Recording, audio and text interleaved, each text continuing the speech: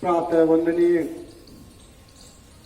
भगवान बुद्ध को अपनी श्रद्धा सुमन अर्पित करते हुए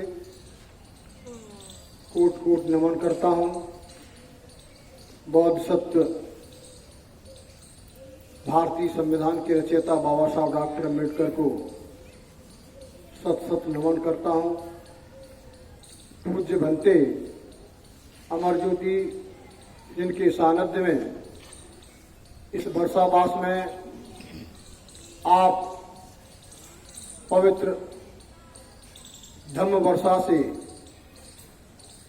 पूर्ण रूप से ओतप्रोत हो रहे हैं, आनंदित हो रहे हैं, ज्ञान की वर्षा हो रही है। निश्चित रूप से आपके चित्त में बुद्धत्व की फसल पैदा होगी जो आपके लिए, समाज के लिए और देश के लिए कल्याणकारी होगी। आप उपस्थित सभी माता बहनें, बुजुर्ग और बच्चे और समस्त इस सोशल मीडिया के माध्यम से सुनने वाले उपासक उपासिकाओं के अंदर निहित बुद्धत्व को मैं सशक्त नमन करता हूं और आपको भगवान बुद्ध द्वारा बुद्धत्व प्राप्त करने के लिए चित्त की 10 अवस्थाएं बताई थी। योग साधना के माध्यम से, ध्यान साधना के माध्यम से और नित्य सतत प्रयत्न करने से सजग होकर प्रत्येक मनुष्य बुद्धत्व को प्राप्त कर सकता है। अगर वह बुद्धत्व प्राप्त करने से वंचित है तो उसकी साधना में, उसकी चित्त की एकाग्रता में, उसके चित्त मलों पर, इंद्रियों पर संयमित न होने का परिणाम होता है। इसलिए आप लोग ध्यानपूर्वक भगवान बुद्ध के बताए हुए धम्म के मार्ग को ध्यानपूर्वक सुने, मनन करें, धारण करें, अनुसरण करें। आप निश्चित रूप से ज्ञान लाभ को फलित होंगे। कल हमने भगवान बुद्ध द्वारा बताई गई चित्त की 5 अवस्थाओं तक वर्णन किया था। आज हमको 5वें जीवन से शुरू करते हैं। तथागत बुद्ध धम्मोपदेश देते हुए भिक्षु संघ और उपासक उपासिका को संदेश देते हुए कहते हैं कि जब व्यक्ति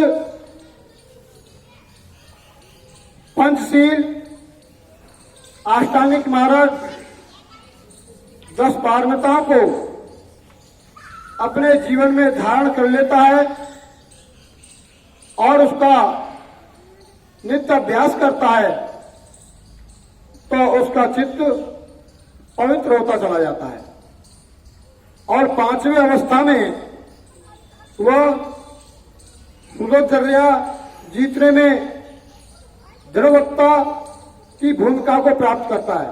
अर्थात वो अपने चित्त के जो मैल होते हैं, जो चित्त की विकृतियां होती हैं, जो चित्त के दोष होते हैं, उन दोषों पर वो नियंत्रण पा लेता है। चित्त उसका पवित्र हो जाता है। वो सापेक्ष तथा निरपेक्ष के बीच के संबंध को अच्छी तरह से हृदयस्थ कर लेता है। अर्थात वो तटस्थ हो जाता है। अपने का, पराये का, सत्य और असत्य का, सार और असार का महत्व समझ लेता है। उनके अंतर को समझ लेता है। वह किसी से प्रभावित नहीं होता। वो दृष्टा भाव रखता है। अपने 6ठे जीवन चरण में वो अभिमुखी की भूमिका को प्राप्त करता है और जब नित्य वो इस साधना में, इस विपස්සना में रत रहता है तो छठे जीवन में अभिमुखी की भूमिका प्राप्त करता है। अब इस अवस्था में चीजों के विकास और उनके कारण वारण निदानों को हृदयस्थ करके बौद्ध सत्व पूरी तरह से ही तैयार हो जाता है। यह अभिमुखी नामक विज्ञान उसके मन में सभी अविद्याग्रस्त प्राणियों के लिए असीम करुणा का संचार करती है। अर्थात छठी अवस्था में वो अभिमुखी की भूमिका प्राप्त करता है, अर्थात अंतर्मुखी हो जाता है। वो अंतर्मुखी हो जाता है और अंतर्मुखी विज्ञान एक वो विज्ञान है जो बाह्यमुखी है, बाहरी है।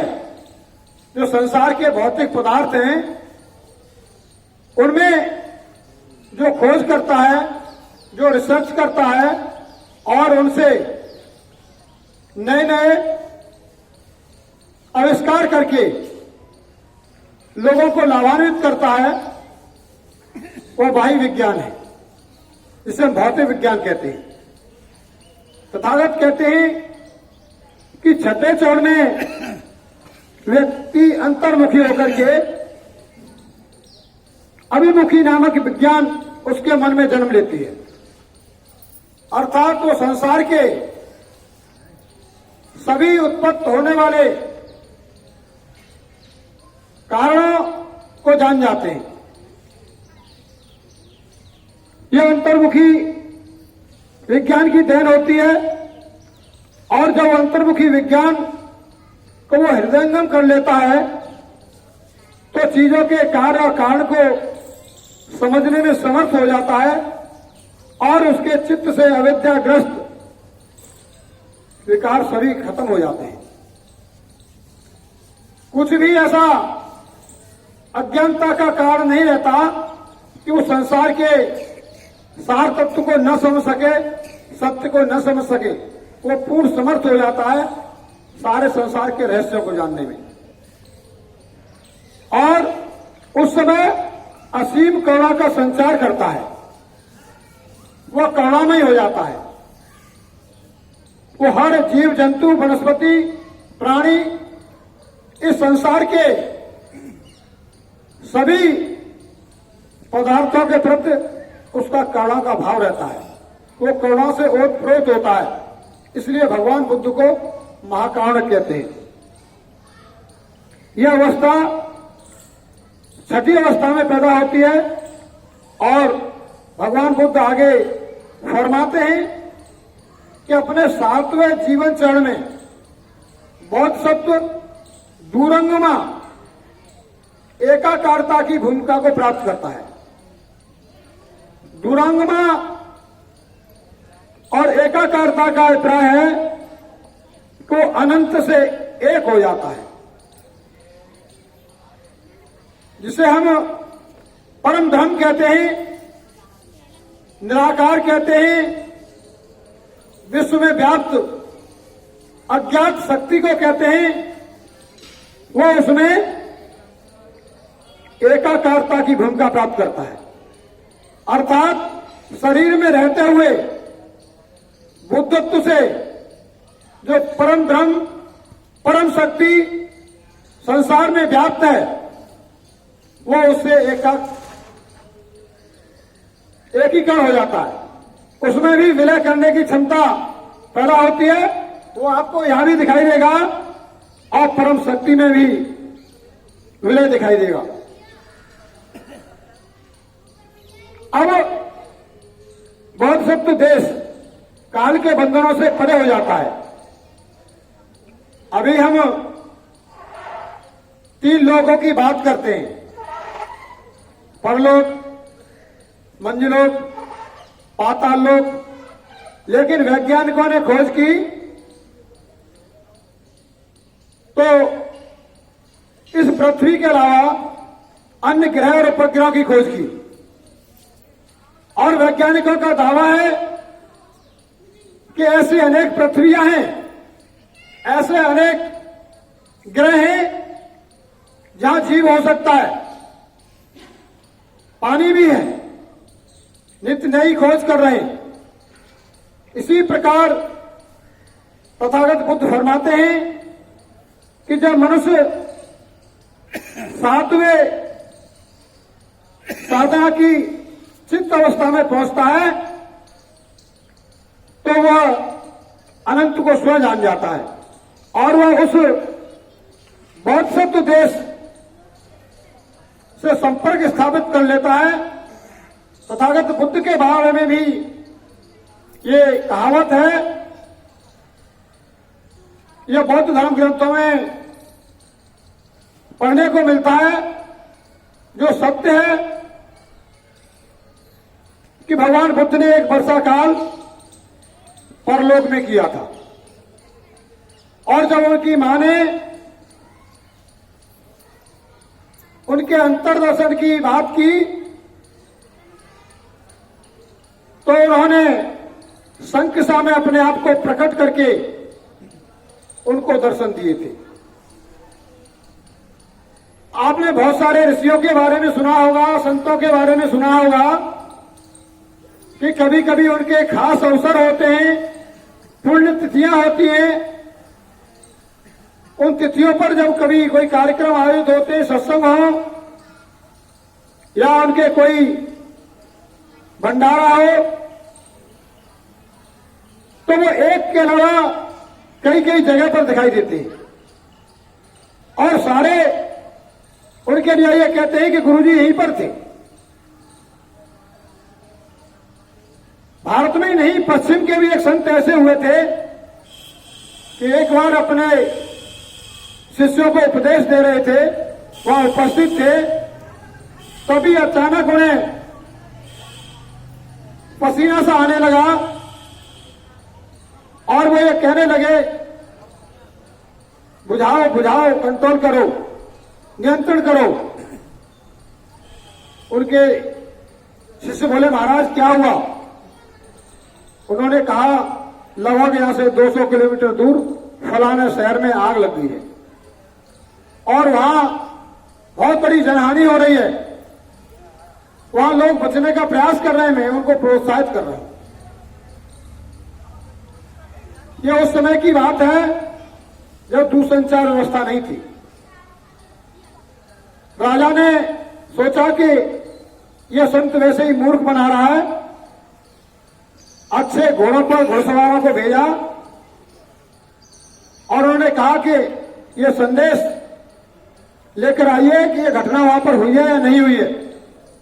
यह संत हमारी देश की जनता को गुमराह तो नहीं कर रहा, इसे दंड दिया जाएगा। फिर जब घुड़सवार दौड़कर गए और वहां से वापस आकर के उन्होंने संदेश दिया कि जब संत इस बात को कह रहे थे, ठीक उसी समय पर वहां आग लगी थी और वो शहर जल रहा था, वहां बहुत बड़ी जनहानि हुई है।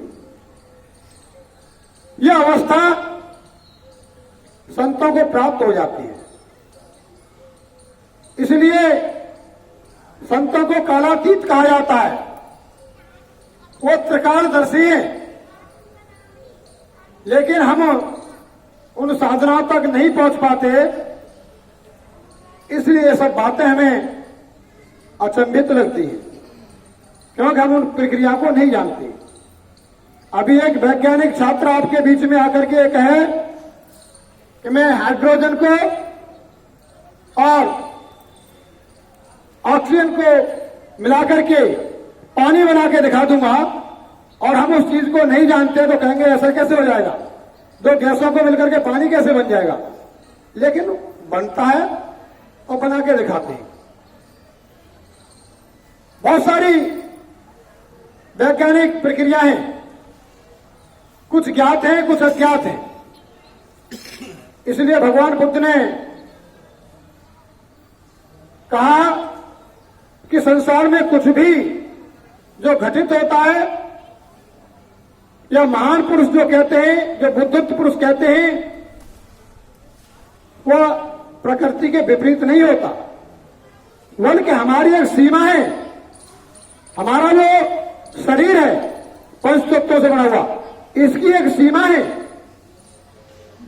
हम कितने दौड़ सकते हैं, कितना भार उठा सकते हैं, कितना कानों से सुन सकते हैं, कितना दिमाग में फीड कर सकते हैं, याद रह सकता है, कितनी दृष्टि हमारी दूर तक का देख सकती है, इसकी एक सीमा है। लेकिन जो अंतर्मुखी विज्ञान है, जो शरीर की चेतना की जो विज्ञान है, अगर जब हम ध्यान साधना से नित्य अभ्यास करते हैं तो चेतना की कोई सीमा नहीं है, वो अनंत में छा जाती है, अनंत के रहस्यों को जान लेती है। हम कानों से सुनते हैं, इसकी एक सीमा है। अगर रेडियो की आवाज को एकदम तेज कर दिया जाए तो जो गाना आ रहा था मंद मंद, जिसका आप आनंद ले रहे थे, आपके कान ग्रहण नहीं कर सकते। और इसको इतना मंद कर दिया जाए कि आपके कानों से सुन नहीं पाए, तब भी आप आनंद नहीं ले सकते। एक मात्रा है कि इस मात्रा पर आवाज होगी तभी आप सुन पाएंगे, न तो तेज आवाज को सुन सकते आप और न बहुत मंद आवाज को सुन सकते। इसी तरीके से हमारी दृष्टि की एक सीमा है, हम उस सीमा तक देख सकते हैं और इतने सूक्ष्म पदार्थों को देख सकते हैं, उससे छोटों को नहीं देख सकते और उससे बड़ों को भी नहीं देख सकते। लेकिन वैज्ञानिकों ने सिद्ध किया है कि हम विशेष यंत्रों के माध्यम से जो आंखों से साधारण दिखाई नहीं देता, उसे हम देख सकते हैं। ताजा उदाहरण आपके सामने कोरोना का महामारी का है। कोरोना वायरस कैसा है, किसी ने आंखों से नहीं देखा, लेकिन मनुष्य को उससे पीड़ित होते देखा होगा, आपने मरते हुए देखा है, पूरे विश्व में हाहाकार मचा हुआ है। लेकिन कोरोना को आप आंखों से नहीं देख सकते।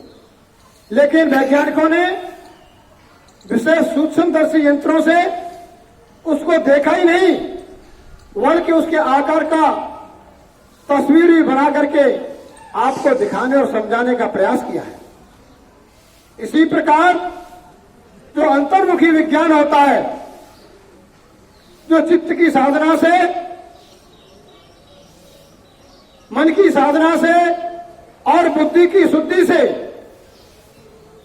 बुद्धत्व प्राप्त लोग, संत लोग उन तमाम रहस्यों को जान लेते हैं, लेकिन आपको साधारण से साधारण शब्दों में समझाने का प्रयास करते हैं, क्योंकि उन्होंने जो जाना है वो सतत प्रयास और अभ्यास के बाद जाना है। जैसे वैज्ञानिक निरंतर और सतत उनकी निरीक्षण और परीक्षण और साधनाएं होती हैं, तब एक वैज्ञानिक किसी निष्कर्ष पर पहुंच पाता है और फिर जनसाधारण को समझाने के लिए वो बहुत साधारण से साधारण शब्दों का इस्तेमाल करता है। इसी प्रकार संत लोग या बुद्धत्व प्राप्त लोग संसार के रहस्यों को आपको साधारण भाषा में समझाते हैं।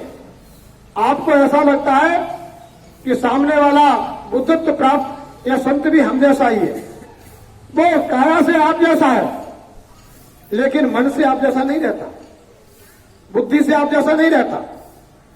आपके सामने अभी एक पीएचडी के छात्र को या एक डॉक्टर को, एक आईएएस को और एक बेलदार को या एक अशिक्षित को बैठा दिया जाए तो चेहरे से आप ये गणना करके नहीं बता सकते कि इसमें किसमें कितना ज्ञान है। वो जब अपनी वाणी बोलते हैं, वो जो अपने व्यक्तित्व से कृतित्व करके दिखाते हैं, तब अंतर लगता है कि ये तो बहुत बड़े विद्वान आदमी है, ये तो डॉक्टर निकले, ये तो रिसर्च स्कॉलर निकले। इसलिए काया, कौवा और कोयल दोनों एक से होते हैं। हमारी दृष्टि उन्हें पहचान नहीं सकती दूर से। जब वो बोली बोलते हैं तब पता लगता है कि कौन कौवा और कौन कोयल है। तो तथागत बुद्ध आगे फरमाते हुए अपने उपासक उपासकाओं और भिक्षु संघ को संबोधित करते हुए कहते हैं कि वो अपने सातवें जीवन चरण में बोधिसत्व धुरंगमा की भूमिका को प्राप्त करता है। अब वो बोधिसत्व देश काल के बंधनों से परे हो जाता है, अनंत के साथ एक हो जाता है, किंतु अभी भी वो सभी प्राणियों के प्रति करुणा का भाव रखने के कारण नाम रूप बनाए रखते हैं। उनका संबंध शरीर से टूट गया, माया मोह से राग द्वेष से टूट गया, वो परम तत्व में विलीन हो गए, लेकिन फिर भी करुणावश वो नाम रूप में, शरीर के रूप में आपको दिखाई देते हैं, क्योंकि इस काया की भी समय सीमा है, तब तक उसे धारण करे रहते हैं। वो दूसरों से इसी बात में पृथक होते हैं कि अब उसे संसार की बहुत तृष्णा उसी प्रकार स्पर्श नहीं करती जिस प्रकार पानी किसी कमल के पत्तों को, जैसे कमल का जो फूल होता है, जो पत्ते होते हैं, पानी उन पर गिरता रहे, बरसता रहे, लेकिन वो ग्रहण नहीं करते, उसमें कोई फर्क नहीं पड़ता। इसी प्रकार वो संसार में रहते हुए भी भाव तृष्णा उनकी चेतना पर कोई प्रभाव नहीं डालती।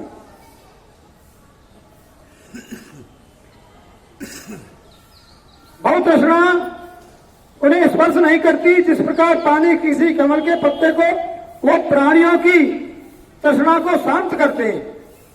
वो दानशील होते हैं, वो क्षमाशील होते हैं, वो दानी होते हैं, धैर्यवान होते हैं, व्यवहार कुशल होते हैं, शक्ति, शांति, बुद्धिमत्ता, उत्कृष्टता, प्रज्ञा से युक्त होते हैं। संसार के जो भी सर्वश्रेष्ठ गुण हो सकते हैं उन सबसे युक्त होते हैं, और वो करुणा के वशीभूत होकर के इस तरीके का व्यवहार करते हैं कि देखने में बहुत साधारण लगते हैं, बहुत सरल लगते हैं, लेकिन वो विशिष्ट होते हैं। अपने इस जीवन में वो धर्म के जानकार होते हैं, लेकिन लोगों के सामने वो उसे इस ढंग से प्रस्तुत करते हैं कि लोग उसे समझ सकें। वो जानते हैं कि उसे कुशल तथा धैर्यवान होना चाहिए, दूसरे लोग उसके साथ कैसा व्यवहार करें, वो समता की भावना के साथ उसे सहन करते हैं, क्योंकि वो जानते हैं कि अज्ञान के कारण ही वे उसके प्रयोजन को ठीक से नहीं समझ पा रहे। उसके साथ साथ वो दूसरों के कल्याण की दिशा में किए गए अपने प्रयास में तनिक भी शिथिलता नहीं आने देते, और न ही वह अपने चित्त की प्रज्ञा से दूर होने देते हैं। इसलिए विपत्तियां उनके सुमार्ग में से कभी भी बाधक नहीं बनती। ये भगवान बुद्ध ने आपको चित्त की 7वीं अवस्था तक बताया, क्योंकि समय पूरा हो चुका है। अभी 3 अवस्थाएं और हैं, उन्हें हम कल बताएंगे।